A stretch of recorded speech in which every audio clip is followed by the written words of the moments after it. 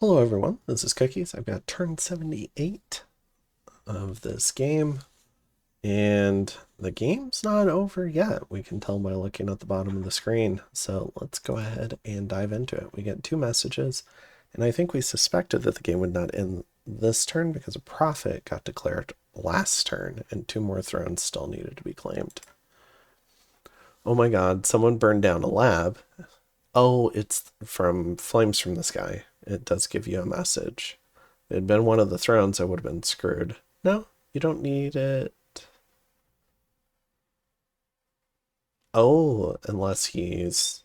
Okay, I see. Because this is for the defense. Alright. If it had been one of the thrones, I would have been screwed. I should have put the Garen gems on them last turn. Yeah.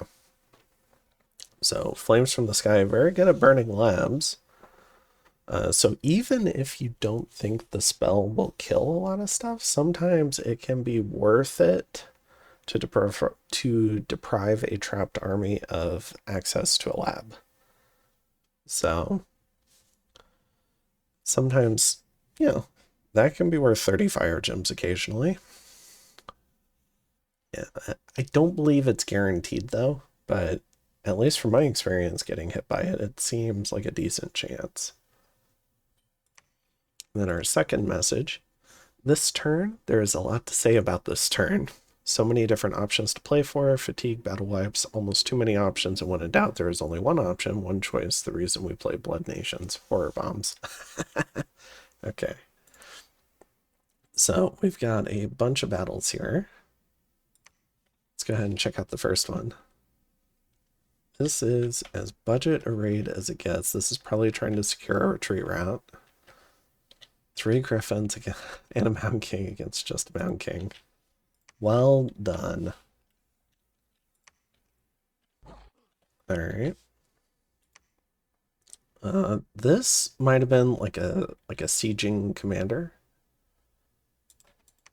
So probably good to clear that out. We have that group of Roughites.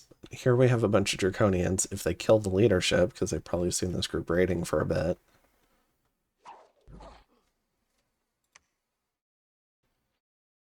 Now, these guys do have a Berserker Bless, which I thought, I don't see the tag, but it should be able to trigger.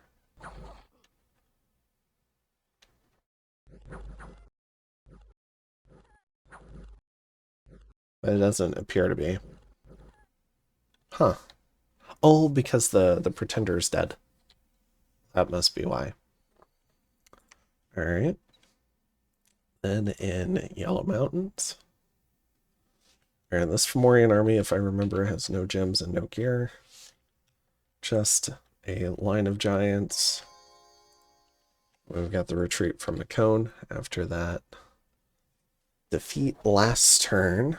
It was a trap. It was more meant to gem bait. It wasn't meant to win. It's confirmed in the game chat. But it did end up winning because Dance of the Morgans is very strong. So now Fomoria's got some initiative in Spring Bay. Oh, we just saw this, right?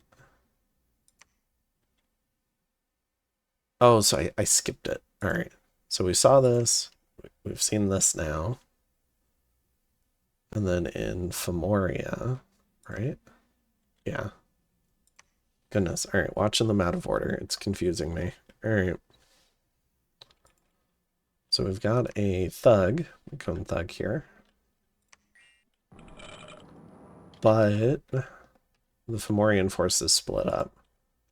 Oh, we've got Dance of the Morgans again. More air gems. And a king with a couple of air gems. So this might be to gem bait in its own way. Or maybe just a light raid to see if, stuff is still outside.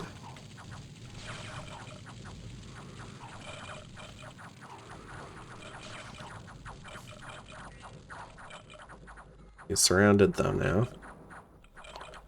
Does he have... Oh, he doesn't have the flying shoes. So he's dead. Alright. Kills 2 Furbolg warriors. Now, keep in mind, Mekone does have the Throne of the Artificer, so it's a more affordable raid than what it looks like. But you're seeing fairly significant attrition among his thugs and in terms of gear over the last couple of turns. This Earth Gnome, though, should be fine. Good, we don't have to watch him try to limp his way across the battlefield. In Norfangs. Alright, that's the defense thug. He ought to be fine here. I don't think we need to watch this. Alright, in Nardago. Got a Fomorian raid now. A couple of air gems. A few more air gems and a death gem. It doesn't look like there's anything home, though. Okay. Right, that's here. Alright, in Gol Emrod, we have a Xibalba raid against Mekone. A mixed group. This is from Ritual of the Five Gates. It looks like 5 casts. So, in maybe 3 different squads. Pretty cool. Represents a fairly significant investment.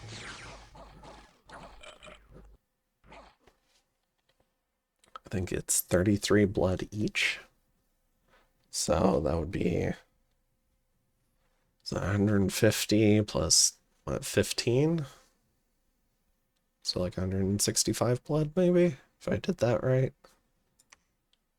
Doesn't lose anyone in Miradon. Got Mekone attacking Hinnom. Few fire gems. We're good. In Wolfen Plain. Got a very budget Fomoria raid. They're going to find a thug, though, so it's not going to work out. Oh, there is a Banelord here. Whoops. Missed him. Where is he? He's this guy. Alright, so we should watch this. Now, with buffs, this guy ought to be a little bit better.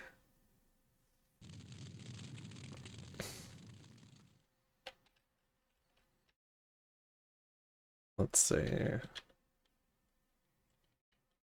Temper Flash, Personal Iron Skin, Fire Shield. This guy's got the Spear of the Morgan for the partial life drain and the decay effect. Also has quickness. So can get around the battlefield pretty quick and has 2 of the Spear of the Morgan attacks at 20 attack for 25 damage. Pretty cool thug.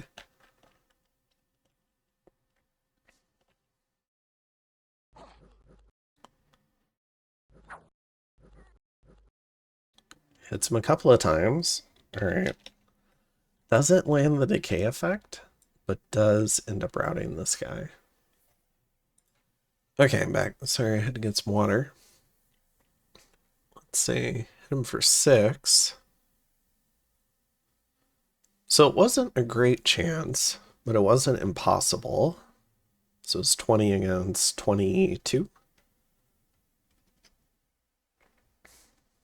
18 against 26. All right.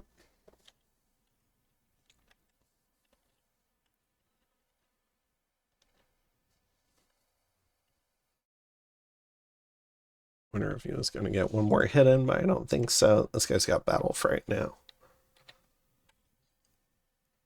All right. So that was this one. All right. Wolfen Plain. In Dardania.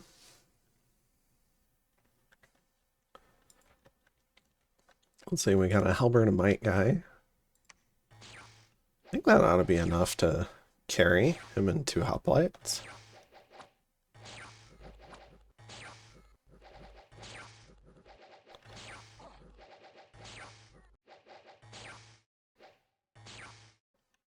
Kind of a sniper there. In Shadowglade.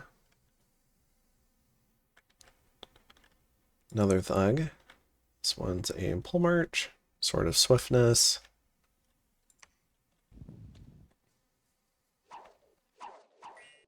Let's see, yeah, 22 attack for 32 damage. And of course, a couple of attacks per round, although directed at the same person.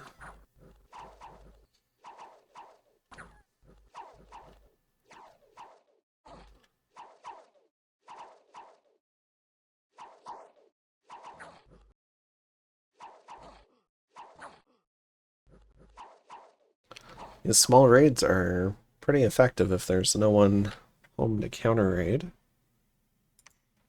Alright. Then in Western Plains,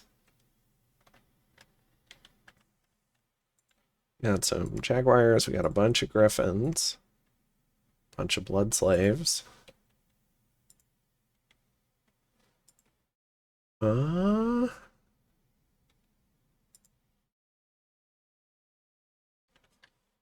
I say it's not enough to do Divine Blessing. This looks like blood hunting. I don't know why this guy has a Sanguine Dowsing Rod, though. I don't believe it helps unless they've got a magic path. Yeah, so you don't see the icon there. So maybe he was just handing it off to someone. But this blood hunting province is on the move because it's attacking the blood hunting province, where we've got the giant PD dump, if you remember, with all the Amazons and the Griffin Riders who are sacred. So pretty good PD dump if you've got an okay bless. There are a few mages here. Got a vampire, an Incy, a Shib.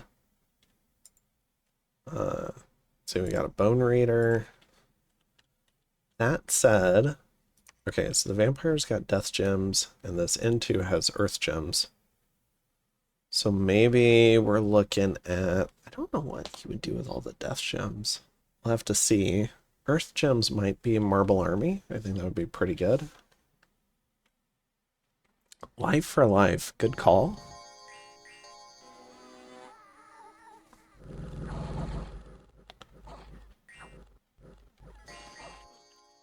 Let's see.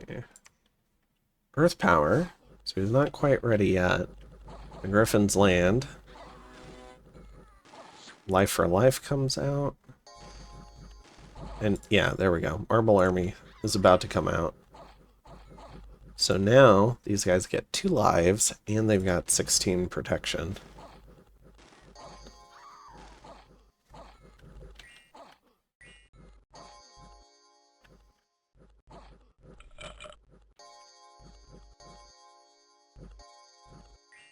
And you can see the Griffin Riders back there.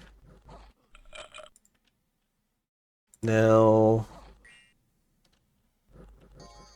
I want to be honest, I did not see Solus pop up. Some of these Amazons died. You see them in the list.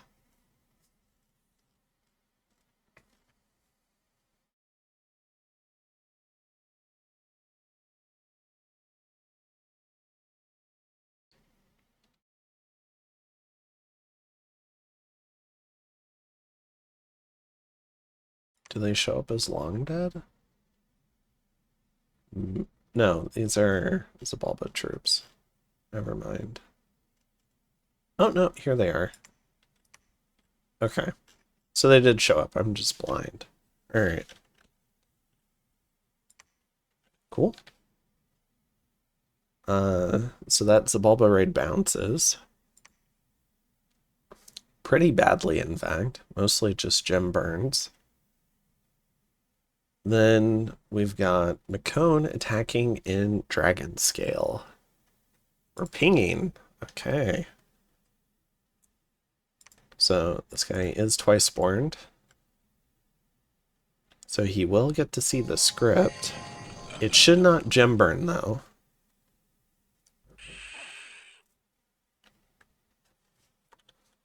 He doesn't get to see much of the script. He sees gems, so he can hazard a guess. So we got an Archdevil, an Ice Devil, Lizard Shamans, a couple of Oniki, a couple of Gray Enchantresses, and a Crystal Sork. And they've got a lot of gems, so I'm assuming a lot of maybe he's up to 8s in tech now. Maybe he can do some of that stuff. Certainly 7s. With 7s, you get the kind of death and nature magic that I think you get with a lot of late game armies. Not all of it, but a fair amount of it. Some of the fire as well, and astral. Maybe it's fog warriors. So maybe he doesn't have 8s yet, but we'll have to see. He is communioning up, so if he does have 8s, he'll be able to show those off next turn. And then in Pranda, does just go for it? He does. Alright, so is the one who's going to go ahead and roll for it.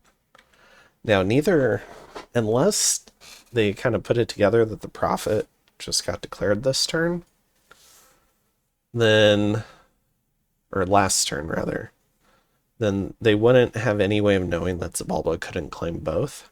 So, in my view, this is the safest play, just immediately storming. Now, we looked at the army last time. I don't want to spend a ton of time going over the army again. I'll bring up the commander list again if you want a refresher. We do get to see the Xibalba army, though. We've got this golem. Got this golem as well. Hopefully, I would have taken off the Ring of Returning, maybe? And risked the golem to get more horrors out and given him more blood slaves. Or is Call Horror? Yeah, it should be a blood spell. So I probably would have taken off the Ring of Returning, not gonna lie. I think you want more, especially after the previous horror play bounced. So that could be a mistake. And then this guy's also got his Ring of Returning as well. All right, let's take a look at the gear. So we got Fire, Earth from Xibalba. All the Earth stuff. We've got this guy who's going to be trying to do a lot this turn, according to messages. So he's got air and earth gems and a lot of kit. Does he... Oh no, the winged helmet does not give you flight. I feel like it should in some ways. Alright. And then... Alright, we got this giant sorcerer. We got the golems. We got a couple of big glamour mages. This one's got double boosters. The pretender is here with a lot of gems. And Cthulhu's staff, which I believe can cause some insanity.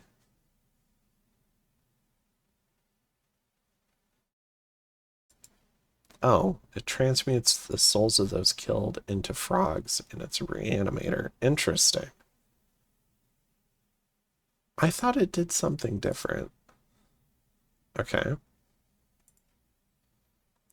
Got Simulacrum or Simulacrum, and is holding up global, so a lot being risked here. We can see all the gems here. All right, yeah, lots of gear, lots of kit. We'll go ahead and watch the battle, and then we'll probably dive in more to take a look.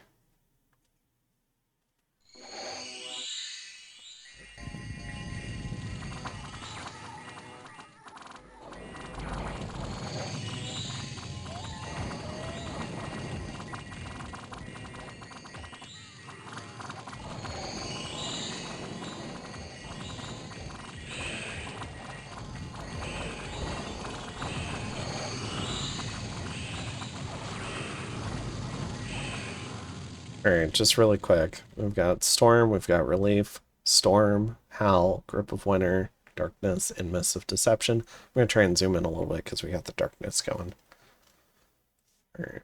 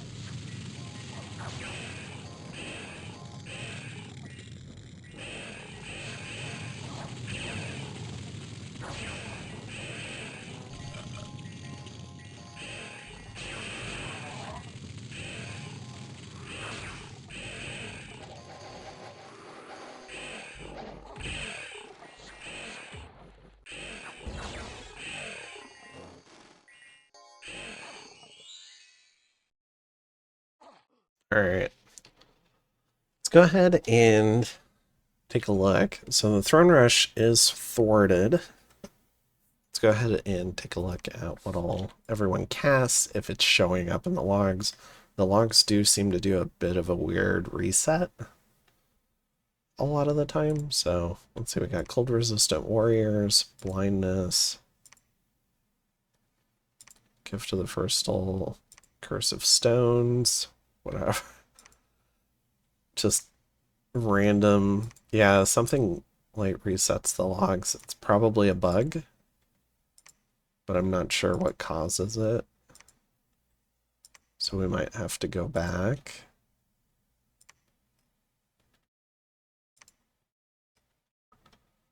Crone is affected by a frost cloud. I wonder if that's what's doing it. No, because it's not resetting anywhere else. Although the other thing it could be is it's maxing out the log length, but it doesn't appear to be because we've only got this bit at the bottom. So yeah, I don't think we're gonna see much useful stuff. This guy did do Hell Power.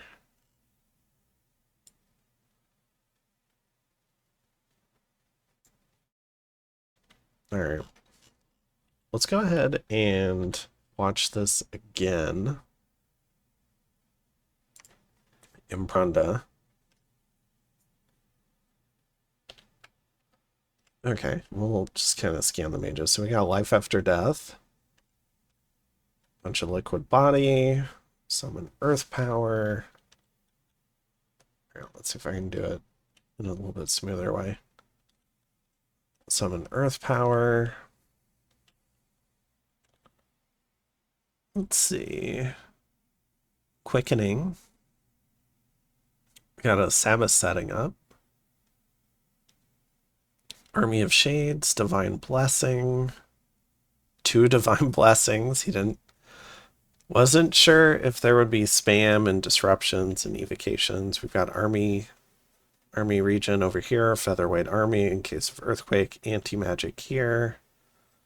Army region over here as well. Legions of Steel. I mean, this is the kind of army that says I'm gonna go take a throne and there's nothing you can do about it, that's for sure. Alright, we got Curse of Stones. Alright. And then Gaia's Blessing. And Army of Mist up here. So Marble Army, Relief. See that right here. So a lot of big spells coming out.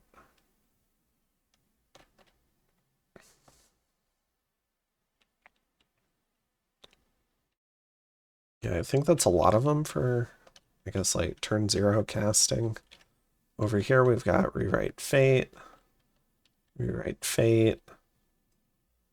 Yeah, a lot of AoE 20 buffs. The research just not quite there.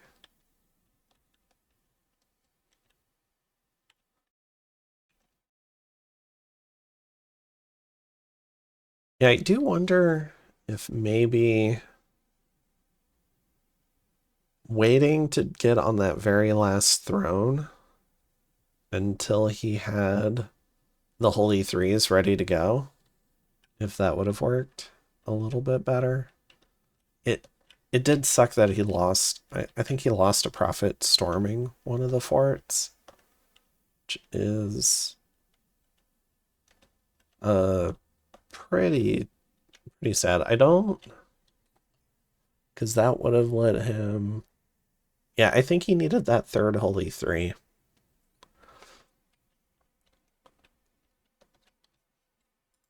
Maybe he could have traded for a Ring of the False Prophet from someone.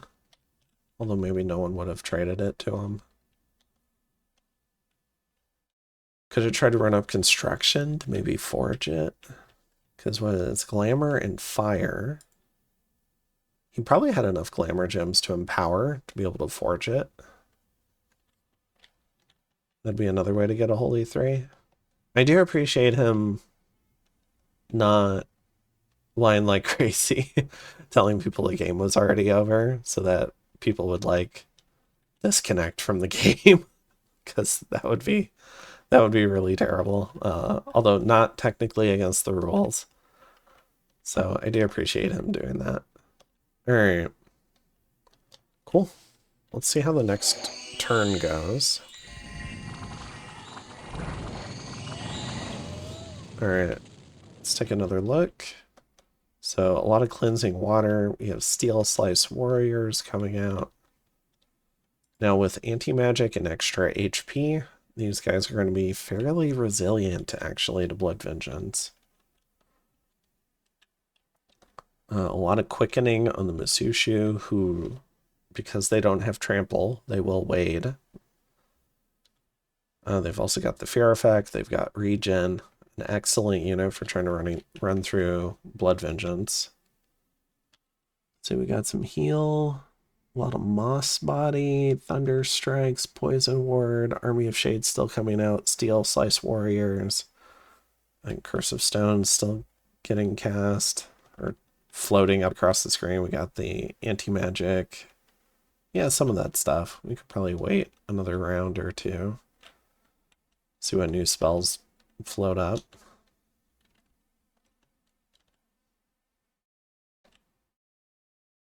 Let's see, yeah, the storm there. Cool.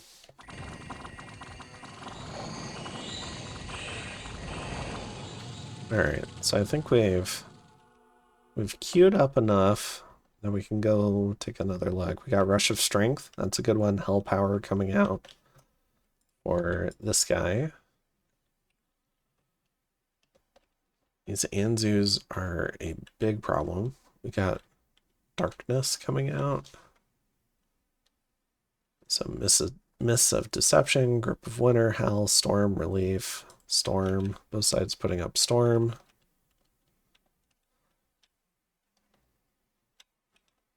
Let's see, more Cleansing Waters. Weapons of Sharpness, not even the AoE 20. So they might just be on Advancing Cast or something. Or it could be scripted. You know, could just be trying to just get enough. We have Earth Shatter Hammers coming out. Some Soul Slay, Army of Giants. All right, I think I'll go to round 5, and then I'll take a peek at the troops.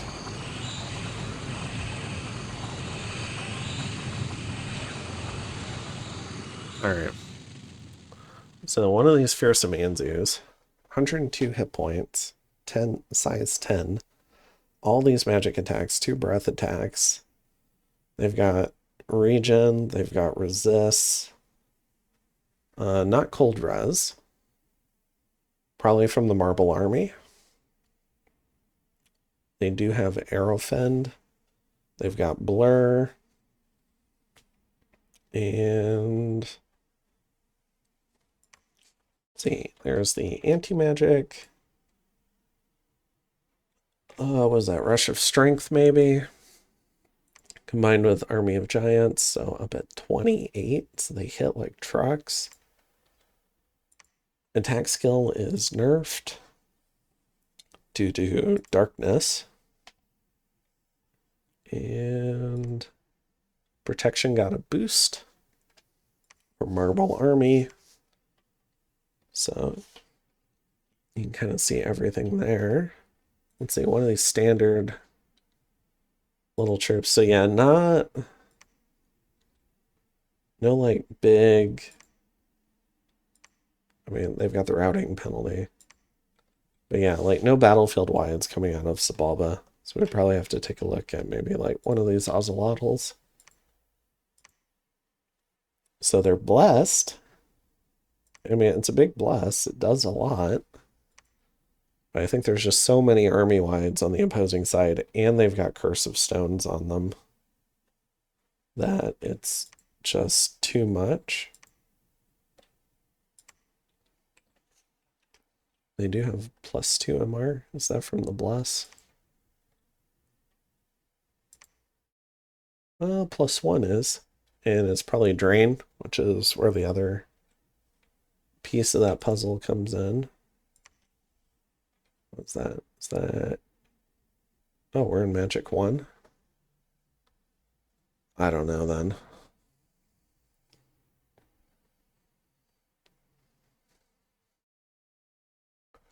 Maybe there's some other effect going on.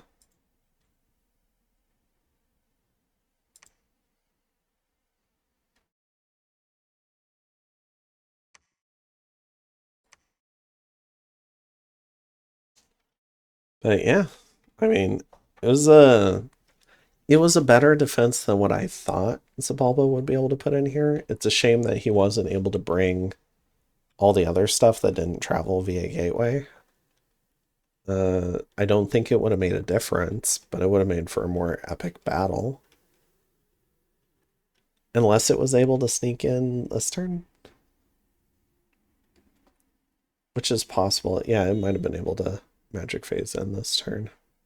Oh, we've even got stuff like Living Clouds coming out. I mean, this is the type of army that will win almost any battle. The big difference being it consumes all of your gems every time it fights. So, I mean, he's still got a fair number of gems, but it certainly went through a lot. So he's going to have to reload everyone. I can't imagine he lost much. 2 Anzus, 1 Caveman, 1 Enkidu Spear Guard, 7 Misushu, and 1 Thrall. So yeah, this is the advantage that research gives you. Then in Gilgad, let's see, we got an Axe of Hate guy. Oh, perfect. He's going after the Marverni fort. So there might still be time for him to go at, if he takes this fort, and then if he knocks Berytos off of the Hinnom throne and tries to storm that. Honestly, I think he should have gatewayed everything out of the fort minus a gem bait and brought it all to this Marverni throne or nearby, and then tried to go for the other Hinnom throne. If he was confident in defending against Mekone, that might have been the better option.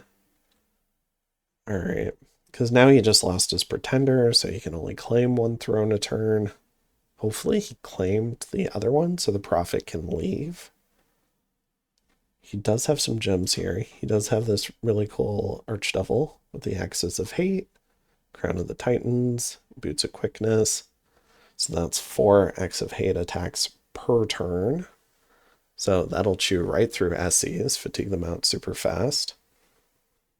throw on a bunch of other afflictions like chest wounds, weakness, and then more fatigue. So these are pretty high attack values, very high damage values. So really cool Archdevil Thug. He's got so much melee encumbrance though. But whoever he has, whenever he has fatigue to give, he will kill something. Is there anything inside for Marverni? No.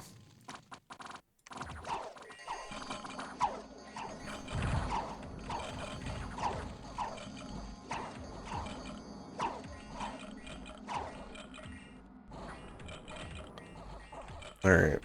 Yeah, I think... Can't help but feel like it would have been better if more of his army had joined this one. Because this is right next to that other throne. Alright, and then we have the People's Arena. I told everyone to send someone. So this is a Headhunter with a Hell Sword. Partial Life Drain, Berserker, very good for the arena. Otherwise, good resists, also great for the arena. Boots of Quickness, also very good for the arena. This guy should just be on attack rare. He has got a little bit of regen. I really like this kit.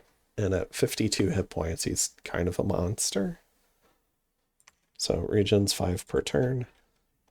Going up against Sir Flaplot, the Draconian Chief. He's got Bloodstone armor, a handful of acorns, and a dragon helmet. You know, and some decent attacks. Also 52. Let's see. Samuel. Alright. Let's see it. Why are you on hold? Get in there.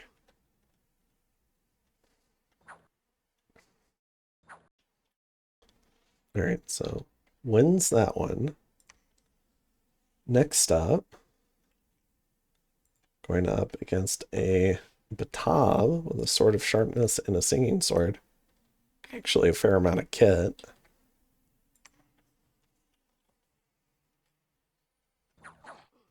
Ooh, does hit him. For another 9 points of damage. He's down to 44 hit points. He's picked up... This is from the Slave Collar, so he's picked up a Never Healing Wound. The Ur champion just gets to fight in all the arena battles.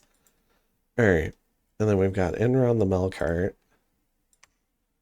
So, with his Champion's Trident. Going up against the Enkidu.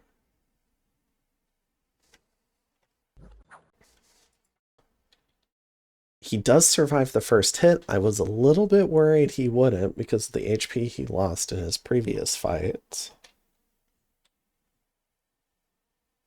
Let's see. Hit him with the Hell Sword for 35. Plus 2 HP. So he was left with 1 HP. Are you serious? 30 point... That was 42. Oh my goodness. Alright. Ah. And then Enron ends up winning it. I mean, good for Enron, but I was kind of rooting for the underdog Enkidu. And then we've got Pale Mind, who is definitely dead. Bad Berytos, not sending anyone.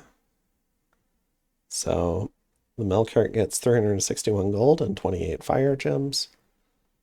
Also, would have been nice if Mekone had sent someone. Would have been nice, would have been nice. Let's see. And yeah, I think everyone else sent one. Even Marverni sent someone. Yeah, Fomoria sent someone, Xibalba Hinnom, yeah. Alright, so let's take a look at the map. So, has taken the Throne of Misfortune. I'm sure he's so overjoyed about it, but He should have known it was the Throne of Misfortune. Let's see. So this throne is still cracked.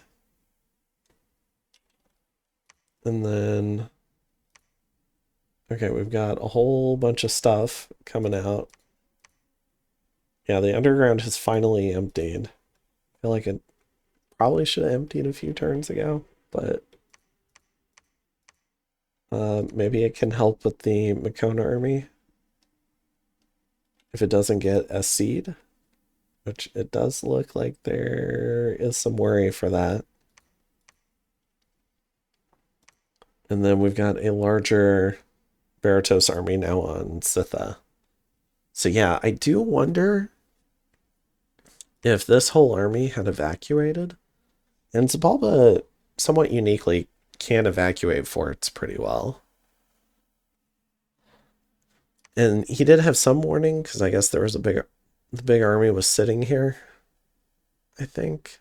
I'm not sure if they had locked down the fort yet. But, you know, he probably could have evacuated a lot. And if he had gotten it down to Gilgad, maybe he could make a play on Sitha, try to defeat the Berytos army, and then win that way. Did he at least claim? Right, he did claim the Crystal Throne.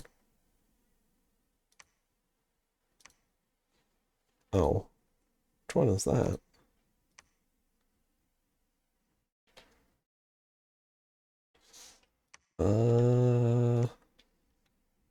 Which throne is? Oh, it's this one. All right. So then, oh, he's got an army in Ard. So he's kind of following the same path of Hinnom. I still think this was the best shot. Now, he might not have had the scout. Well, he should have had some scouting to know, because he was sieging Gilgad. Yeah, I think that would have been the play. Evacuate to Gilgad or Copper Canyons, however far they can get. And then make your play on Sitha. And then try to defend Dragon Scale, because he said this one looked easier. It's unfortunate he didn't ping outside to see the Mekone army this turn. I think that was a mistake. Just like sending a Batab out.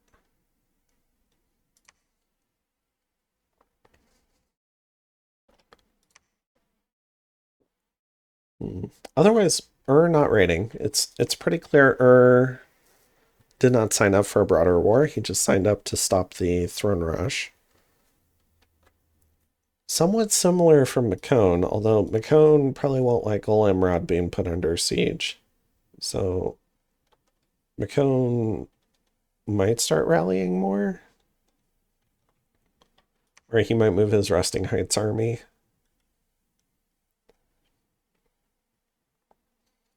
He also has to deal with this. I think Mekone just needs more stuff. So we'll have to see if he starts massive recruitment drive, especially after losing all that stuff on Fomoria.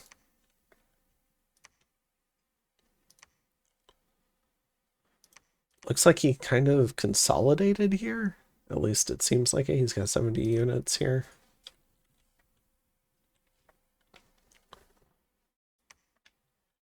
Okay. I mean, unless Xibalba can rally a new army, like, because he's going to need more than this to kill the Berytos stack, or he's going to have to rotate from Gilgad to Ard and then onto Ksevic Highlands and catch the Fomoria and Mekone armies too far away from home to react. Then he can maybe pull something off on Ksevic.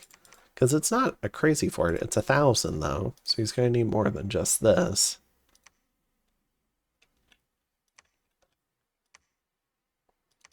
Yeah. Okay. He was believing in the Pronda defense.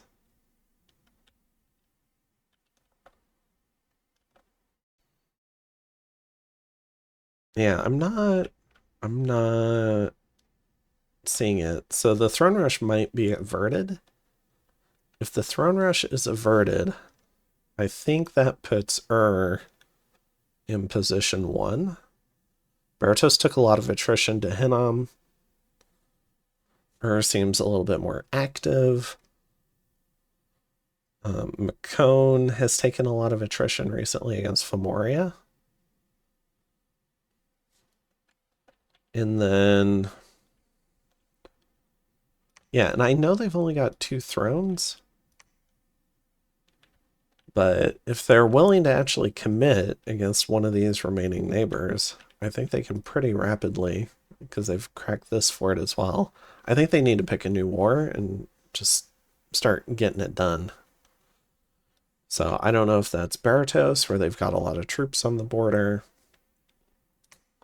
I mean, between all this stuff.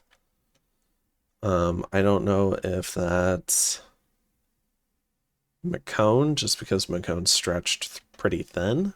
If he sees a defeat here.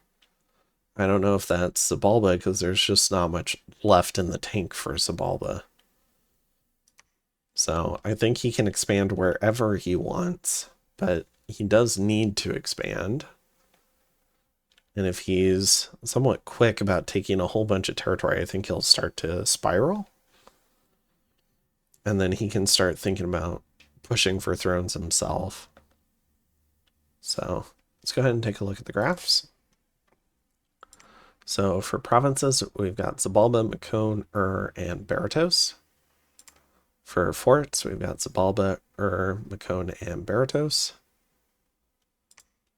For income, we've got pretty far out front. Xibalba, Berytos, Mekone. Gem income, it's and Xibalba, and then Mekone and Berytos. Blood income, it's Xibalba by, seemingly double Berytos now, and is starting to catch up to Berytos. For research, we've got Berytos, still pretty far out in front. Although on a similar trajectory to now, I think. We're pretty close. One more big inflection from and I think they would catch up to Berytos eventually, but I don't know that you need to. I think at least these two have all the research that they need.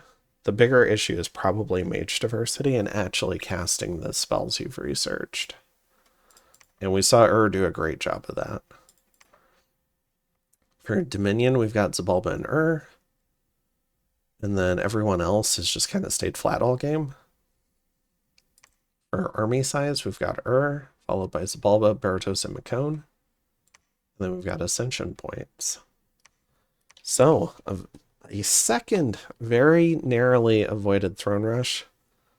I think a lot of the times the second throne rush has a better chance of succeeding because people exhaust themselves stopping the first one. In this case, the first one was stopped by Fomoria by just having an active player.